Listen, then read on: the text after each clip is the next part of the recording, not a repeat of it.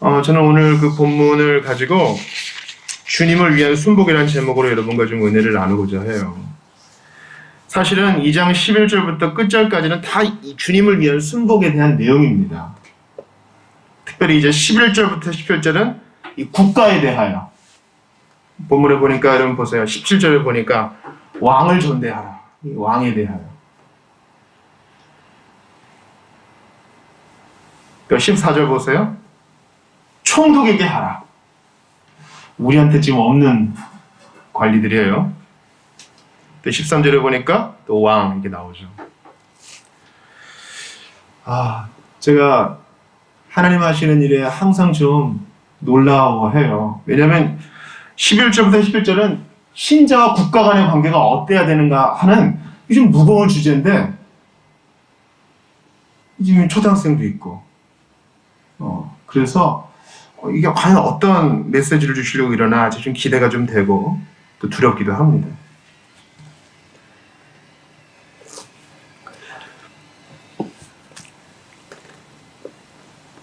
(11절에) 보시면은 사랑하는 자들아 거류민과 나그네 같은 너희를 권하노니, 이거 1장에 나오는 거죠. 거류민과 나그네, 우리가 이 땅에 살지만 지나가는 존재들이다. 본향 향해 천국 향해 가는 존재들이다. 이렇게 얘기하면서 거류민과 나그네 같은 너희를 권하노니 영혼을 거슬러 싸우는 육체의 정욕을 제어하라. 여러분 생각해 보세요. 예수님 믿는 사람들은 이게 그렇겠지. 성경의 언어니까 익숙해요. 그러나 예수님 안 믿는 사람들은요, 이런 생각 잘 안 해요. 여기서 육체의 정욕이란 말은요, 단순히 그 성적인 것만 얘기하는 것이 아니라 내 몸이 하고 싶어 하는 것. 사도 바울은 로마서에서 내 몸에 있는 죄의 법이 있고 성령의 법이 있어서 두 가지가 서로 싸운다 그래요. 내가 하고 싶은 것이 있고 해야 될 일이 있는데 내 몸이 원하는 것이 그것을 또 막는다 그러죠. 그래서 여기서 육체의 정욕은 뭐냐면 성령께서 원하시는 삶을 못 살게 하는 내 몸의 욕심, 그걸 말하는 거예요. 그 여러 가지가 있겠죠.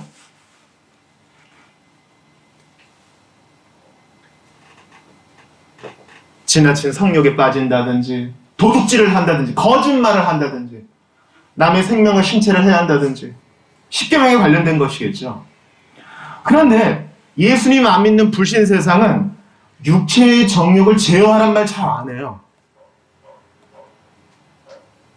보통은요, 건강하게 표출하세요. 참으면 병돼요. 보통 그렇게 얘기들 하더라고요. 어머니, 자녀의 그런 욕구를 너무 억누르지 마세요. 어때요? 젊을 때 한두 번 그럴 수 있는 거지. 분출시키세요. 한번 놀아본 사람이 나중에 커서 잘 살 수도 있는 것이니 육체의 정욕을 제어하면 나중에 큰 상처로 남아요. 어느 정도는 우리가 수용 가능한 얘기일 수도 있겠습니다. 근데 성경은요, 육체의 정욕을 제어하래요. 제어한다는 것을 통제한다, 컨트롤한다, 이렇게 생각하시면 더 잘 습득이 되실 거라고 생각합니다. 무조건 참는 것이 아니라 제어하라고 성경은 말합니다. 세상에 가르치는 것과는 좀 다르죠. 교집합도 있지만 다른 부분이 더 많죠. 특별히 오늘 본문에서는 어떤 육체의 정욕을 말하는지 제가 알 것 같아요. 자, 12절 한번 같이 읽어봐요. 시작. 너희가 이방인 중에서 행실을 선하게 가져 너희를 악행한다고 비방하는 자들로 하여금 너희 선한 일을 보고 오시는 날에 하나님께 영광을 돌리게 하려 하며. 자, 당시 거류민과 나그네 같이 살아가는 그리스도인들은요, 억울하게 비방을 받았어요. 이때는 네로 황제가 조직적으로 핍박하기 전이에요. 로마의 황제가 척척척척 규율을 만들어가지고 예수 믿는 사람들 다 끌어오고 성경 다 불태우고 분향하기 전에는, 로마의 신들에게 제사하기 전에는 절대 풀어주지 마, 이런 박해가 없을 때예요. 단지 예수 믿는다는 이웃에게 부당하게 미움받던 때예요. 여러분 100년 전, 120년 전에 우리나라에 선교사들이 왔을 때 유아 살해 소동이라고 있었어요. 코쟁이들이라고 그래요. 눈 쑥 들어가고 코 쑥 나온 머리 노란 사람들이 서울에 왔는데, 한양에 왔는데 사람들을 모아다가 뭘 가르친대요. 그러니까 부모들이 보내기가 조금 의심이 들잖아요. 이런 소문이 퍼졌어요. 서양 귀신들이 와서 애기들을 잡아다가 삶아 먹는다. 그게 진짜인 줄 알고 사람들이 다 학교에 안 보내고 그랬습니다. 그래서 뭐 이화여대 뭐 이런 선교사들이 시작한 학교는요, 처음에 학생들 1명, 빵명 뭐 이랬어요. 2000년 전에 거류민가 나그네로 살아가는 사람들도 억울하게 핍박을 당했습니다. 여러분 신약 성경에 보면은 너희는 거룩한 입맞춤으로 서로 문안하라 이런 얘기 있죠. 사람들이 그런 거를 보고 쟤네들 근친상간하는구나 오해를 했어요. 또 성찬할 때 뭐라 그래요? 이것은 내 몸이니 예수님께서 이 몸을 먹으라 하셨습니다. 저것들 사람 잡아 먹는구나. 그리스도인들 애기 잡아 먹는구나. 그때도 그런 오해를 받았습니다. 또 유대인 중에서는 할례를 받지 않은 사람들도 있었죠. 저거 완전히 조상욕을 다 먹이는 사람들이구나. 그런데 그들이 육체의 정령은 뭐예요? 그런 억울한 비난을 받을 때 욕지거리를 해대는 거예요. 그거 아니라고! 큰 소리를 욕하면서 대항하는 겁니다. 니네가 잘못하는 거라고 이 무식한 놈들아. 뭐 이렇게요. 제대로 알고 얘기해. 아우 짜증나네. 우리는 보통 화끈하게 얘기해야 제대로 알아듣는다고 생각해요. 아마 사도가 제어하려는 육체의 정욕이라는 게 이런 것일 수도 있어요. 억울하게 계속 비방을 받으니까 짜증이 나잖아요. 계속 오해를 하니까 열받잖아요. 그게 아니라고. 자꾸 오해하면 이렇게 때려주고 싶기도 하잖아요. 그리고 몰라. 예수님 믿고 사는 건 너무 짜증나. 이제 내 마음대로 살 거야. 그런 육체의 정욕일 수도 있는 거예요. 근데 본문은 그런 정욕을 제어하고 오히려 12절에 보니까 행실을 선하게 가져서 사람들의 오해를 풀어주어라 이렇게 얘기합니다.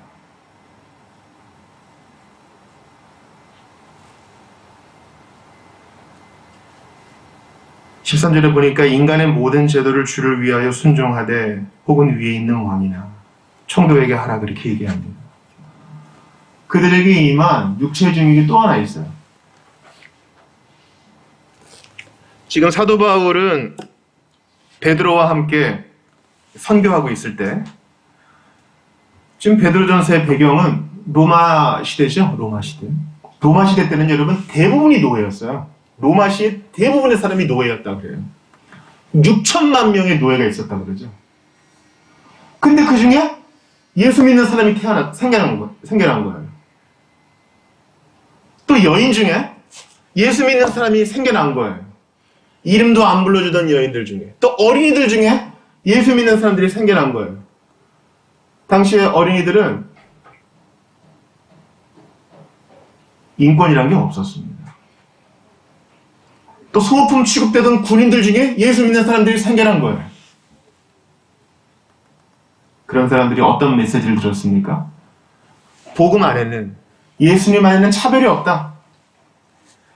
이방인이든 유대인이든 차별 없다. 남자든 여자든 차별 없다. 돈이 많게 태어나든 가난하게 태어나든 상관없다. 예수님은 차별하지 않는다. 그런 메시지를 들으니까 난 자유네. 우리가 다음 주에 여러분 18절부터 보세요. 사환들 나오죠. 이거 고용인과 피고용 간의 관계예요. 뭐야? 우리 집에서는 주인님인데 같은 교회 다니니까 형제 아니야? 막 반말하고 그러고 싶은 거예요.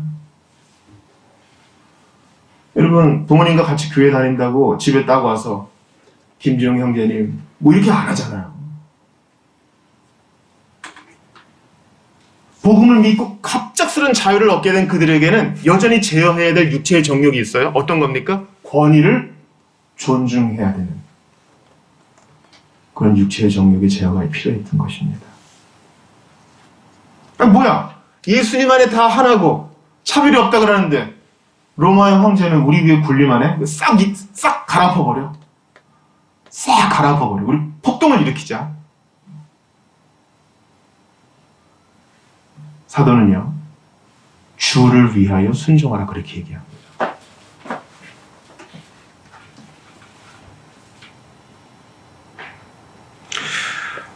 저는 특별히 하나님은 이제 우연히 없으시니까 우리에게 주시고자 하는 메시지가 있다고 생각해요. 여러분 지금 선거 기간이죠. 우리 교회 와서는 이렇게 다들 예쁘게 상당히 중립적으로 앉아 계시지만 다 각자 정치적인 소견이 있으실 거예요. 이건 어린아이도 다 있어요. 너 누구 좋아? 그러면 탁 얘기합니다. 그리고 우리는 성경을 보거나 사명을 수행하거나 이웃을 돌보는 시간 못지않게 더 많은 시간 미디어에 노출돼서 정치적인 걸 습득하고 분출하고 그렇게 합니다. 여러분 결론부터 말씀을 드리면 성도는 정치에 관심을 가져야 돼요. 오늘 본문 보니까 이 왕에 대해서 또 총독에 대해서 얘기가 나오죠. 디모데전서 2장 2절을 보면 임금들과 높은 지위에 있는 모든 사람을 위하여 기도하라 그렇게 얘기합니다. 이는 우리가 모든 경건과 단정함으로 고요하고 평안한 생활을 하려 합니다. 그러니까 임금들과 높은 지위에 있는 모든 사람은 오늘날의 입장에서 보면 뭐예요? 다스리는 자들, 행정부의 수반들, 각 부처의 장들. 성경은 그런 자들과 떨어져서 너희의 생활을 살라 하지 않고요. 관심을 가지라 얘기합니다. 그러나 동시에 신자는 너무 정치적이 되어서는 안 돼요. 제가 뭘 말하는지 아실 거예요. 지난주에 여러분들 다 가시고 김영 목사님 부부가 이렇게 좀 교제를 하는데 교회의 다양성이 존중돼야 된다 이런 말씀 하시더라고요. 제가 상당히 공감했어요. 교회 규모가 작으니까 분명히 김 목사님 성향에 맞는 사람들이 올 것입니다. 그러나 다양할 필요가 있다. 다양한 성향의 사람들이 다 와서 존중받을 필요가 있다. 그런 얘기를 하시더라고요. 제가 너무 공감합니다. 우리 정치색이 다 다를 수 있어요. 달라야만 해요. 하나이면 큰이 됩니다. 그러나 정치적이 되어서 예수님을 예배하고 성경을 알아가야 될 우리들이 그것 때문에 다투고 의견이 맞서고 이러면 안 됩니다. 그래서 다시 한번 여러분께 권합니다. 성도들끼리 모였을 때는 이 정치적인 논쟁이 벌어질 것 같으면 얘기를 안 하는 게 좋아요. 여러분들이 신념을 꺾으란 말은 아닙니다. 그러나 우리는 자신에게 물어볼 필요는 있죠. 과연 내가 정치에 관심이 있는가? 하나님이 명령하신 대로 정치에 참여하는 이들을 위해 기도하는가? 이건 생각할 필요가 있어요. 하루 종일 그런 기사만 보는 것과 진심으로 그들이 제대로 의롭게 통치하도록 기도하는 것과는 전혀 다른 문제거든요. 이건 마치 나 어떡하지? 어떻게 살아야 되지? 걱정하는 것과 하나님 인도해 주세요. 기도하는 게 전혀 다른 것과 같은 이치입니다. 이해가 되시죠? 본문은 다시 한번 13절 보세요. 본문은 아까처럼 육체의 정욕을 제어하라 라는 현대사회에서는 되게 어색하게 보이는 명령을 할 뿐 아니라 또 어색한 명령을 13절에 하는데 뭡니까? 인간의 모든 제도를 순종하라. 옛날 개역 한글에서는 순복하라 그랬어요.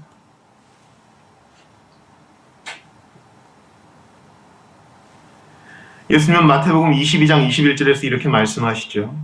세금 문제로 예수님을 어떻게 넘어뜨리려고 하니까 세금을 바치는 게 옳습니까? 안 바치는 게 옳습니까? 그러죠. 동전을 가져와 봐라 그러죠. 동전에 뭐 있니? 시저의 얼굴이 있습니다. 그러자 예수님이 이렇게 말씀하시죠.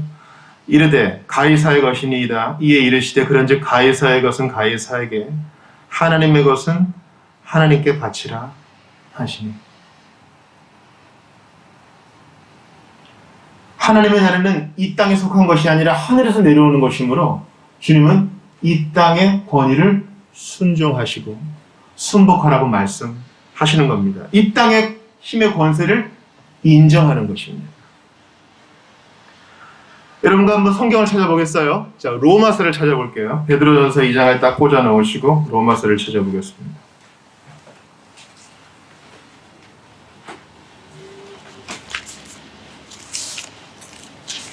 고린도전서 앞에 있습니다. 로마서 13장을 찾아보겠습니다.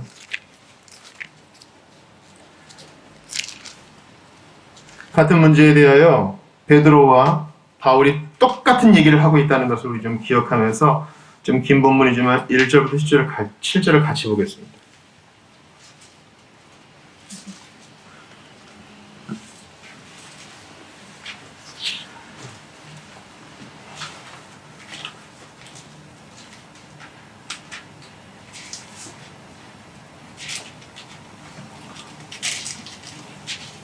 로마서 13장 1절부터 7절이에요.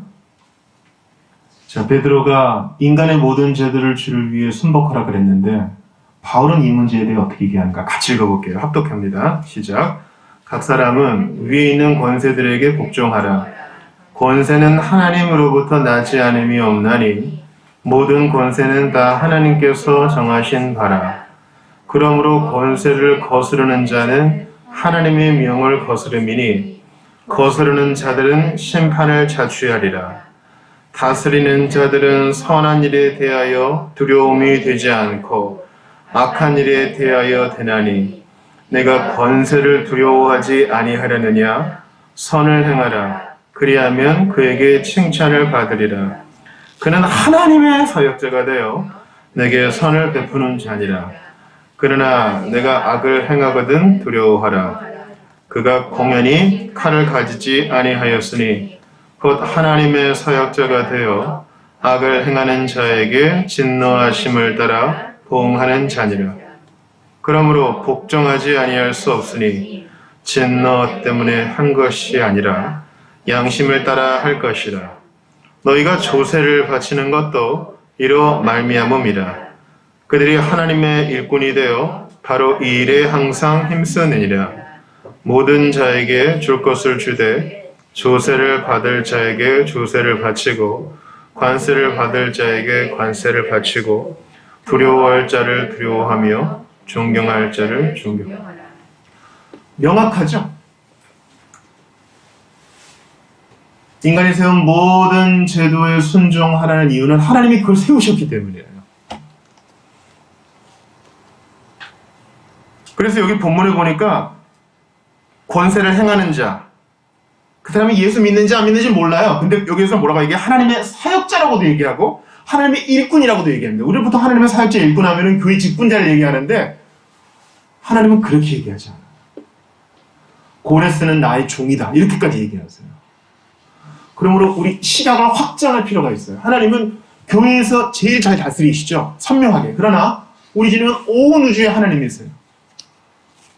이 지구 전체의 하나님이시고 태양계의 하나님이시고 이 은하계의 하나님이시고 블랙홀 이론이 맞다면 계속 팽창해 가고 있는 이 드넓은 우주의 하나님이셔서 조금도 그분의 손을 벗어나서 이루어지는 일은 하나도 없는 것이죠.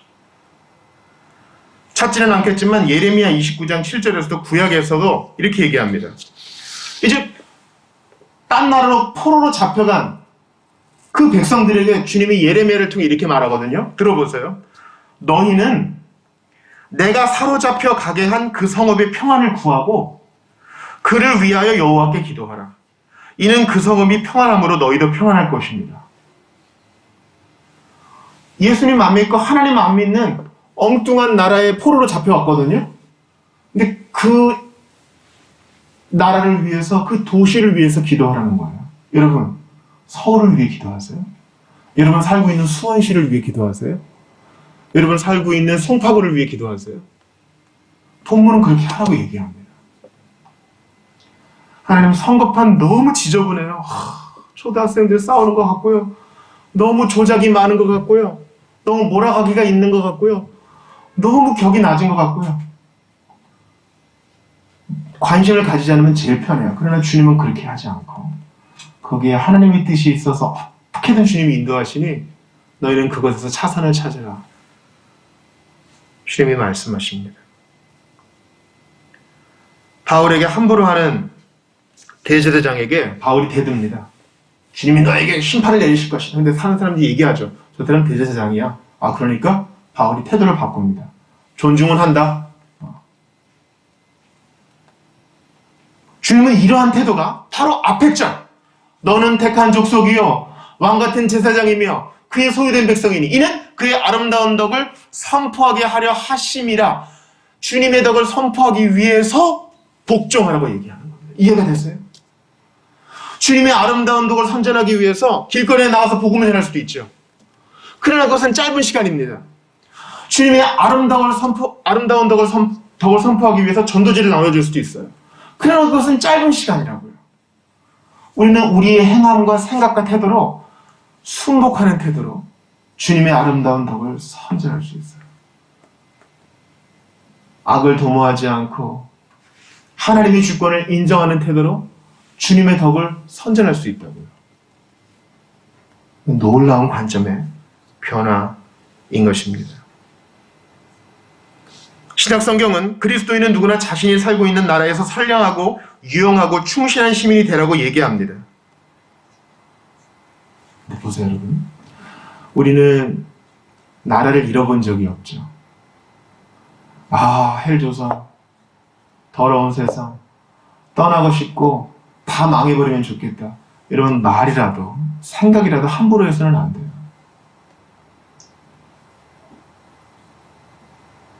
잘못된 정보가 있다고 해도 아노미, 정보가 없는 것보다는 나은 것입니다. 이해가 되세요?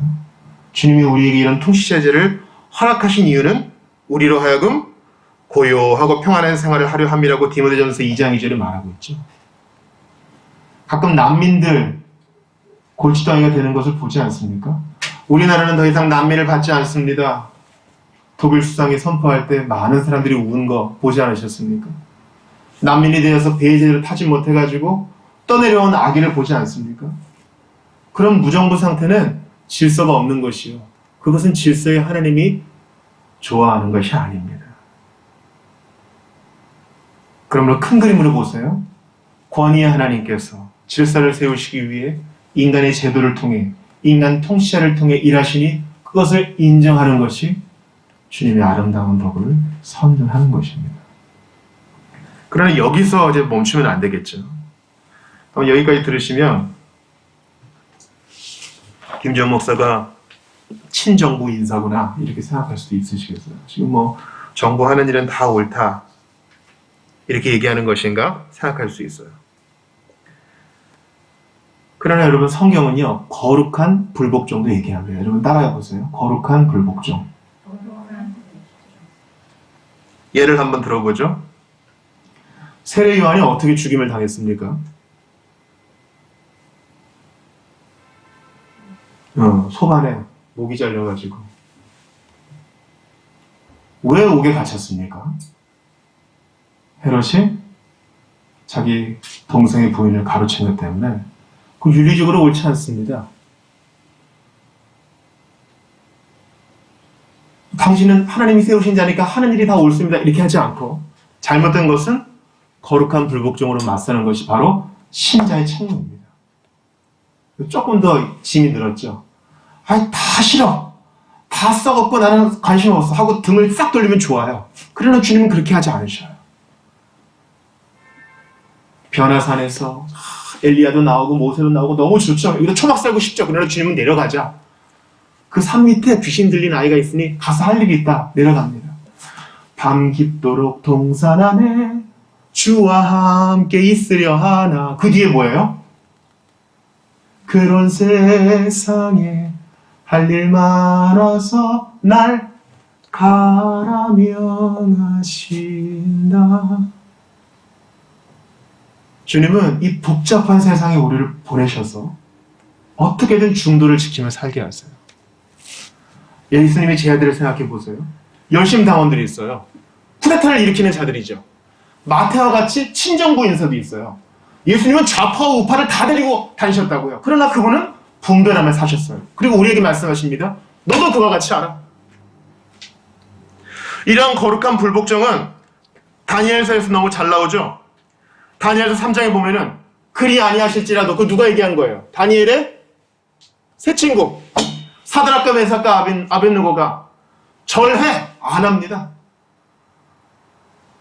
하나님이 우리를 건져내실 겁니다. 그렇게 아니하실지라도 우리는 왕에게 절하지 아니할 것을 아시옵소서.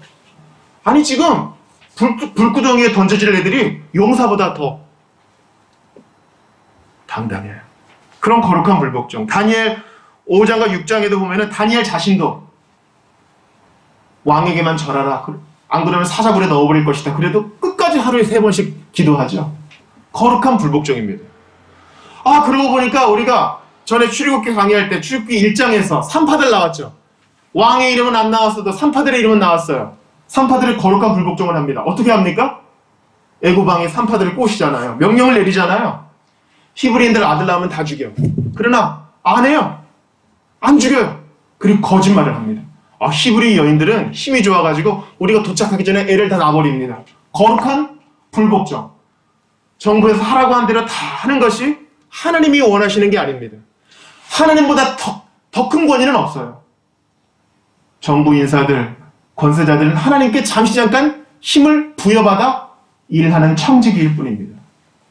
이러한 거룩한 불복종은 우리에게 도전을 줍니다. 성경을 찾아볼까요? 히브리서 11장 23절 한번 찾아보겠습니다. 히브리서 11장 23절. 베드로전서 앞에 있습니다.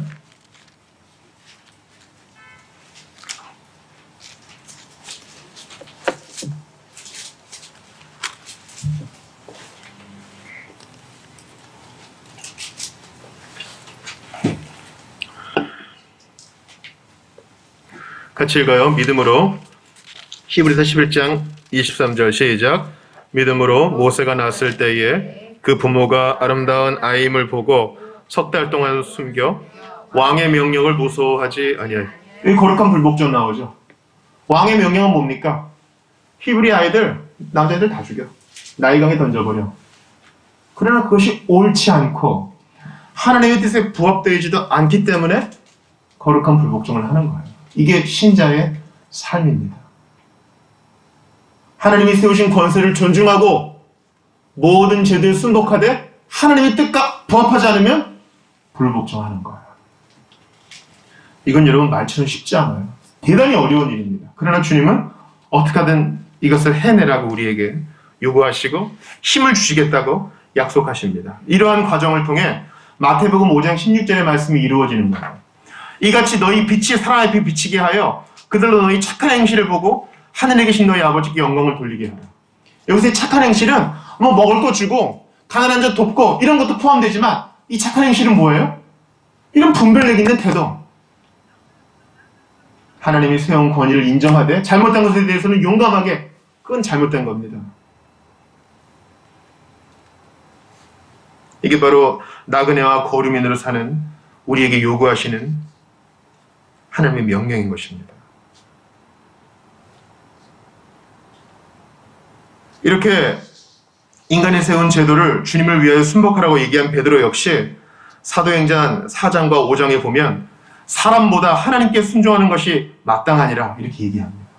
사람보다 하나님께 순종하는 것이 마땅하다. 인간은 그리스도의 멍에를 메고 그리스도를 자기의 영적인 왕으로 또는 자기 인생의 주로 모실 때에 비로소 자유를 누릴 수 있습니다. 그러므로 이러한 분별 가운데 주님이 우리에게 힘을 주실 것입니다. 생각을 하고 사는 거예요. 정신을 똑바로 차리고. 남들이 뭐라 그러고 SNS에서 많이 뜨면 그런가 보다 하는 게 아니라 멈추어 생각하는 것입니다. 하나님은 여기에 대해 뭐라고 얘기하실까? 그러면 오늘 본문은요. 권위에 순종하는 것입니다. 여러분 따라해보세요. 권위에 순종. 권위에 순종하는 것. 제 자신이 권위에 잘 순종하지 못했기에 여러분께 이 귀한 메시지를 꼭 전하고 싶습니다. 사도 요한이 얘기하죠. 요한일서에서 하나님을 사랑한다고 하고 하나님을 사랑한다고 노래하고 고백하고 떠들어도 눈에 보이는 형제를 사랑하지 않고 눈에 안 보이는 하나님을 사랑할 수 있느냐? 눈에 보이는 형제와 자매를 돌보지도 않고 하나님을 사랑한다고 나팔 불 수 있느냐? 그렇게 얘기합니다. 그 위선이다 이렇게 얘기하는 것이죠. 마찬가지로 여러분께 도전합니다. 하나님이 세우신 위에 있는 권세 그분에게 순종하지 않고 나 눈에 안 보이는 하나님께만 순종할 거야. 이거 어불성설이라는 것이죠. 순종을 연습해야 되는 것입니다. 여러분 우리가 10계명 읽잖아요. 예배 때. 5번째 계명이 뭐예요? 5계명 뭐예요? 5계명 1, 2, 3, 4는 하나님께 대한 거 5, 6, 7, 8, 9는 사람에 대한 거잖아요. 첫 번째 뭐예요? 5번째가 내 부모에게 공경하라. 21세기 포스트 모더니즘에 사는 사람은요, 여기서 이 부모는 모든 권위에 대한 핵심적인 상징이에요. 포스트 모더니즘에 사는 우리는요, 아니, 부모라고 다 옳아요? 우리는 그런 세대예요. 부모도 잘못하잖아요. 욕하고 상처 주고, 약속도 안 지키고. 근데 다 순종해요? 근데 주님은 호리도 타협하지 않고, 내 부모에게 순종하라. 그러면 내 생명이 길고, 이 땅에서 복을 받을 것이라고 얘기해요. 장수할 거라고 얘기해요. 다음 주에 볼 텐데, 사환들, 피고용인에 대해서도 얘기해요. 너희 주인이 까다로워도 순종해. 이게 바로 착한 행실이에요. 어려운 일이지만 주님은 이 일을 통해서 일하십니다. 눈에 보이는 권위 누가 있어요? 우리 부모님. 교회에서는 장로님. 야, 반장 시끄러워. 네가 제일 시끄러워. 우리 반에 있는 반장도 하나님이 세우신 권위예요. 권위 순종해야 됩니다. 교장 선생님, 학원 원장님, 우리 조직의 보스, 하나님의 대통령까지. 눈에 보이는 권세에 순종하지 않으면서 하나님께 순종한다? 그건 어불성설이에요. 우리 예수님 보세요. 누가복음에 예수님의 모습이 나와요. 예수님은 거룩한 불복종을 하시죠. 자기 아버지 요셉에게 너 얼마나 착했는지 알아 진짜? 너 때문에 다시 돌아왔잖아 하니까 내가 내 아버지 집에 있어야 될 줄을 왜 모르십니까? 그러나 다시 돌아가서 부모에게 순종하시더라. 받드시더라 합니다. 여러분 생각해보세요. 청소년 예수에게 요셉이 명령하고 마리아가 심부름시키는 거 보세요. 이 예수야 물 좀 떠오너라. 이 예수야 동생들 필요한 물건 좀 사오너라. 예수님이 거기에 대해서 받들어 순종하셨다는 거예요. 그렇게 눈에 보이는 권위에 순종하신 예수님은 이 땅에서 순종함을 배우셨다고 히브리서에서 말하고 있어요. 십자가 지시기까지. 성부 하나님의 명령 순종하시고 그 권위에 복종하셨어요. 그리고 우리에게 말씀하십니다. 너도 그와 같이 하라. 너도 그와 같이 하라.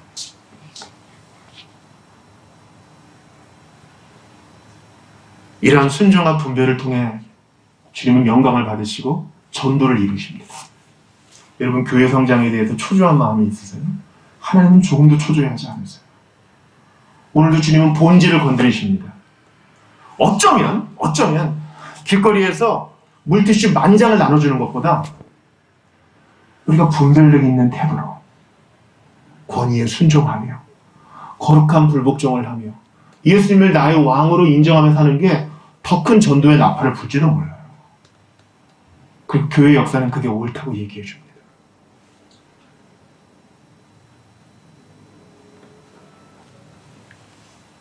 저는 본문을 공부하다가 인간의 모든 제도를 순종하되라고 하지 않고 뭐라 그래요? 주를 위하여.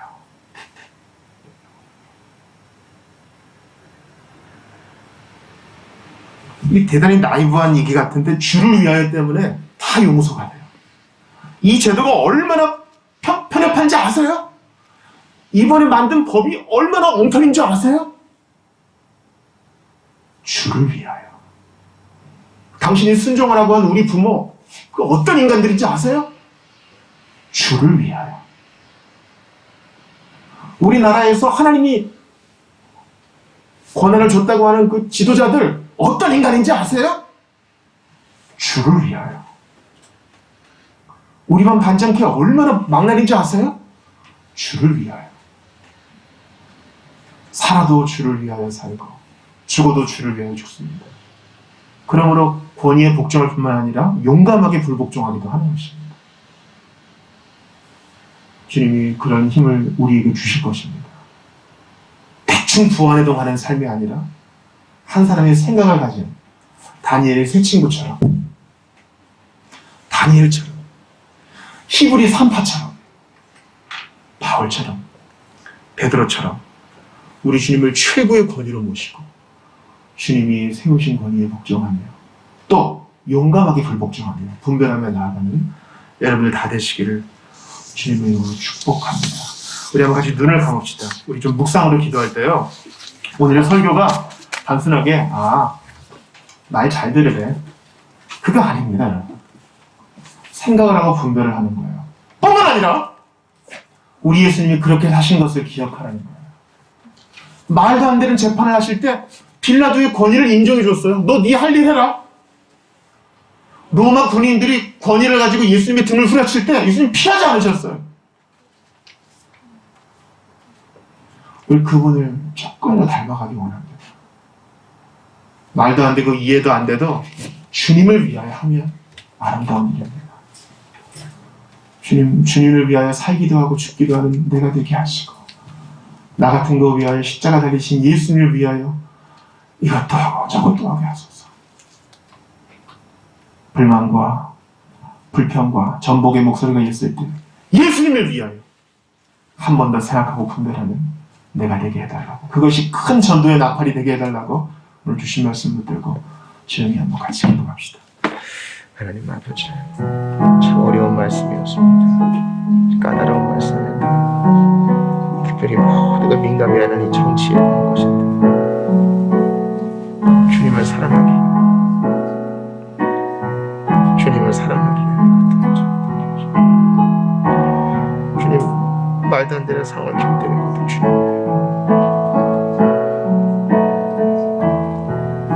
빨리 그날이 오면 좋겠는데 자유가 있는 것,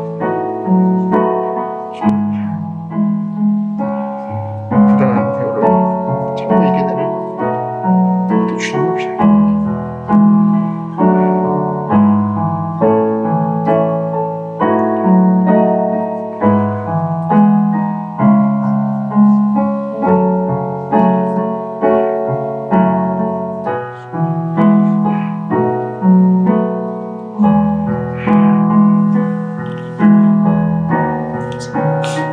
감사를 드립니다. 주님은 모든 것을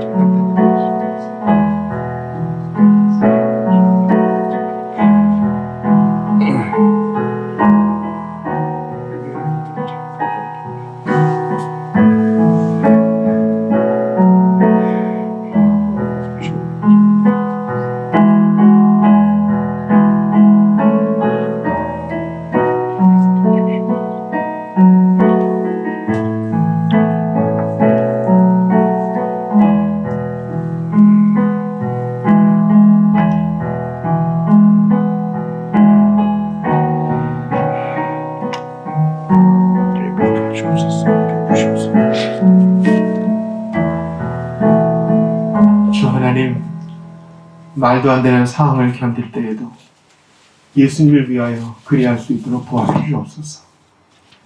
용납이 안 되는 사람을 받아들일 때에도 주님을 위하여 참고 분별할 수 있도록 도와주시옵소서. 현실이 마음에 들지 않고 기다림이 너무나 힘겨울 때에도 주님을 위하여 잘 이겨내게 도와주시고 그 힘을 주옵소서. 우리 예수님, 하나님 아버지를 위하여, 성령님을 위하여, 그 약속을 지키시기 위하여 이 땅에 오시고 죽으신 것을 기억하게 하소서. 우리를 구원하시기 위하여 십자가를 참으신 예수님을 바라보게 하소서. 예수님 자신의 영광을 위하여 모진 수모를 견디신 것을 기억하며 우리도 이 땅을 살면서 힘들지만 주님 주시는 힘을 붙들고 잘 분별하며 복종하고 불복종하며 나아가게 하여 주시옵소서. 대충 사는 것이 아니라 생각하며 살게 하시고 주께서 거기에 힘을 더해 주시옵소서. 오늘도 하나님의 완벽한 섭리가 우리의 주변 상황과 우리 자신을 인도하실 줄을 믿사오니 호리도 의심하지 않고 믿음으로 나아가게 하시옵소서. 우리를 위하여 십자가 지시고 우리를 위하여 부활하시고 우리를 위하여 승천하시고 지금도 우리를 위하여 함께 하시는 주 예수 그리스도의 이름으로 기도드리옵나이다. 아멘.